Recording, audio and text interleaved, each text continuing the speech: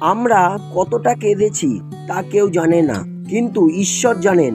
আমরা এটা কাটিয়ে উঠব, কারণ ঈশ্বর এই যুদ্ধে আমাদের সাথে আছেন। এর উত্তরে যিশু তাদের বললেন, আমি তোমাদের সত্যি বলছি, যে ক্রমাগত পাপ করে চলে সে পাপের দাস। কোনো দাস পরিবারের স্থায়ী সদস্য হতে থাকতে পারে না, কিন্তু পুত্র পরিবারে চিরকাল থাকে। তাই পুত্র যদি তোমাদের স্বাধীন করে, তবে তোমরা প্রকৃত স্বাধীন হবে। আর এটাই বিচারের ভিত্তি। জগতে আলো এসেছে, কিন্তু মানুষ আলোর চেয়ে অন্ধকারকে বেশি ভালোবেসেছে, কারণ তারা মন্দ কাজ করেছে। যে কেউ মন্দ কাজ করে সে আলোকে ঘৃণা করে, আর সে আলোর কাছে আসে না, পাছে তার কাছের স্বরূপ প্রকাশ হয়ে পড়ে।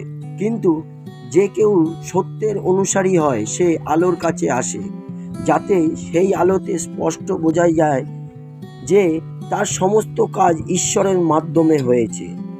এরপর যিশু আবার লোকদের সাথে কথা বলতে শুরু করলেন এবং বললেন, আমিই জগতের আলো। যে কেউ আমার অনুসরণ হয় সে কখনো অন্ধকারে থাকবে না, কিন্তু এমন আলো পাবে যা জীবন দেয়। বিশ্ববিধাতা ঈশ্বর, আমরা কেউ আপনার প্রেমের যোগ্য নই, কিন্তু এই জীবন আপনার করুণা স্নেহপূর্ণ কৃপার উপহার, যে আমরা এখনো বেঁচে আছি।